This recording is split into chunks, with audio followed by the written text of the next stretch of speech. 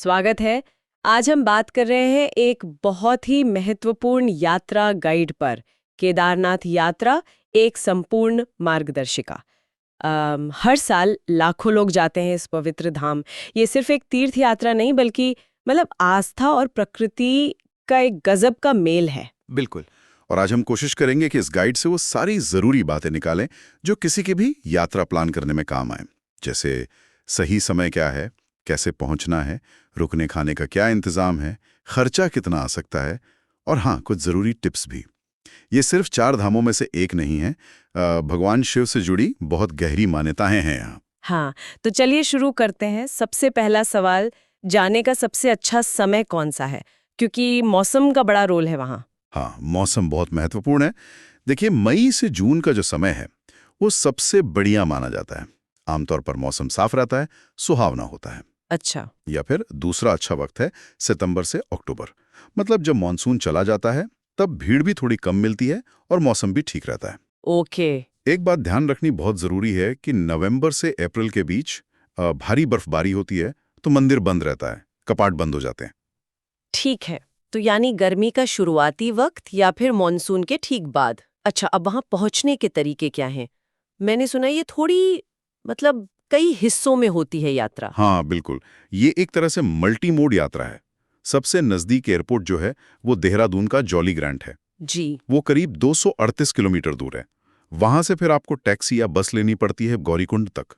अच्छा। और अगर ट्रेन से आ रहे हैं तो ऋषिकेश या हरिद्वार सबसे नजदीकी बड़े स्टेशन है। वहां से फिर वही सड़क के रास्ते गौरीकुंड पहुंचना होता है। और सड़क से जैसे दिल्ली या हरिद्वार से सीधी बसें वगैरह मिलती हैं? जी हाँ, दिल्ली से, हरिद्वार से, ऋषिकेश से भी गौरीकुंड के लिए डायरेक्ट बसें चलती हैं। दिल्ली से पकड़े तो मान के चलिए 12 से 14 घंटे लग जाते हैं। ओह, काफी लंबा सफर है। हाँ, लंबा तो है। किराया भी 800 से 1500 रुपए के आसपास होता है बस के हिसाब से। टैक्सी भी कर सकते हैं लोग। ऋषिकेश या हरिद्वार से गौरीकुंड का एक तरफा का किराया वो करीब 3000 से 5000 तक पड़ सकता है। ठीक है। रास्ते लंबे जरूर हैं पर नज़ारे बहुत खूबसूरत हैं उत्तराखंड के। हाँ, वो तो है। और गौरीकुंड पहुंच गए उसके बाद असली चैलेंज तो शायद वहीं से शुरू होता है, वो 16 किलोमीटर वाला ट्रैक। बिल्कुल बिल्कुल। गौरीकुंड से केदारनाथ मंदिर तक का जो रास्ता है वो 16 किलोमीटर का पैदल रास्ता है। इसमें आमतौर पर लोगों को 6 से 8 घंटे लग जाते हैं।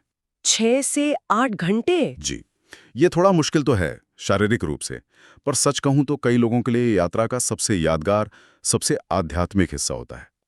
हम्म। और हाँ, अगर कोई पैदल नहीं चल सकता तो ऐसा नहीं कि वो जा नहीं सकता, घोड़े या खच्चर मिल जाते हैं। अच्छा, हाँ। उनका किराया करीब 1550 से 3000 रुपए तक होता है। या फिर पालकी, जिसे कंडी भी कहते हैं, वो भी मिलती है। उसका किराया थोड़ा ज्यादा 2000 से 4000 रुपए तक हो सकता है। इनकी बुकिंग वही गौरीकुंड में हो जाती है? ठीक है, मतलब विकल्प हैं। अब इतनी लंबी यात्रा, फिर ट्रैक, इसके बाद रुकने और खाने की व्यवस्था भी बहुत जरूरी हो जाती होगी। वहाँ क्या ऑप्शंस मिलते हैं? देखिए, केदारनाथ में व्यवस्थाएं हैं लेकिन सीमित है। बहुत ज्यादा लग्जरी की उम्मीद नहीं रखनी चाहिए। साधारण बजट वाले होटल्स हैं, धर्मशालाएं हैं, हाँ। जिनका किराया 500 से 1500 रुपए प्रति रात हो सकता है। थोड़े बेहतर मिड रेंज होटल भी हैं, 1500 से 3000 रुपए वाले। और कुछ प्रीमियम टेंट कैंप भी लगे होते हैं, वो 4000 से 6000 रुपए तक के होते हैं। अच्छा। गढ़वाल मंडल विकास निगम यानी GMVN, हाँ। उनके गेस्ट हाउस भी हैं। लेकिन एक बात गांठ बांध लेनी चाहिए, एडवांस बुकिंग। हाँ, वो तो जरूरी होगी भीड़ को देखते हुए। बहुत जरूरी है, वरना एन मौके पर जगह मिलना मुश्किल हो जाता है। और खाने पीने का क्या इंतजाम रहता है ट्रैक पर और मंदिर के पास? खाने के लिए आपको बुनियादी ढाबे और छोटी दुकानें मिल जाएंगी, मंदिर के आसपास भी और ट्रैक के रास्ते में भी। वहाँ आपको सादा लेकिन ताज़ा शाकाहारी खाना मिलता है, जैसे दाल चावल, खिचड़ी, पूड़ी सब्जी, पराठे, मैगी, चाय, कॉफ़ी तो मिलती हैं। ठीक है। रोज़ का खाने का खर्चा अगर देखें तो मेरे ख्याल से 200 से 500 रुपये प्रति व्यक्ति में काम चल जाता है। अच्छा, अब मंदिर दर्शन के समय के बारे में भी बताइए, और वो ऑनलाइन बुकिंग वाली बात क्या है? मंदिर के जो कपाट हैं वो आमतौर पर अप्रैल या मई में अक्षय तृतीया के शुभ दिन पर खुलते हैं और बंद होते हैं सर्दियों की शुरुआत में, नवंबर में भैया दूज के आसपास। जी। दर्शन का समय सुबह करीब 4 बजे शुरू हो जाता है और रात 9 बजे तक चलता है। हाँ, बीच बीच में कुछ अंतराल होते हैं पूजा वगैरह के लिए। ओके। और आजकल यात्रा को थोड़ा मुनज़्ज़म मतलब व्यवस्थित करने के लिए सरकार की वेबसाइट है badrinath-kedarnath.gov.in। वहाँ पर रजिस्ट्रेशन करवाना होता है और दर्शन के लिए पास भी बुक कर सकते हैं। ये खासकर जब भीड़ ज़्यादा होती है पीक सीजन में, तब बहुत काम आता है। ये तो अच्छी सुविधा है। तो ये सारी जानकारी सुनकर अगर कोई बजट बनाना चाहे तो मोटा मोटा कितना खर्चा मानकर चले और क्या खास सावधानियां रखनी चाहिए? देखिए, कुल मिलाकर आप कैसी यात्रा करते हैं, कहाँ रुकते हैं, उस पर निर्भर करता है। लेकिन एक अंदाज़ा लगाएं तो प्रति व्यक्ति 8,000 से 15,000 रुपए या उससे थोड़ा ज़्यादा का बजट रख सकते हैं। ठीक है। और सावधानियां बहुत ज़रूरी हैं। पहली बात, ऊंचाई। केदारनाथ करीब 11,500 फीट पर है। ऑक्सीजन कम होती है। हाँ। तो धीरे धीरे चढ़ें, एक्लिमेटाइज हों। डॉक्टर की सलाह से ज़रूरी दवाइयाँ, खासकर सांस की तकलीफ के लिए ज़रूर साथ रखें। बिल्कुल।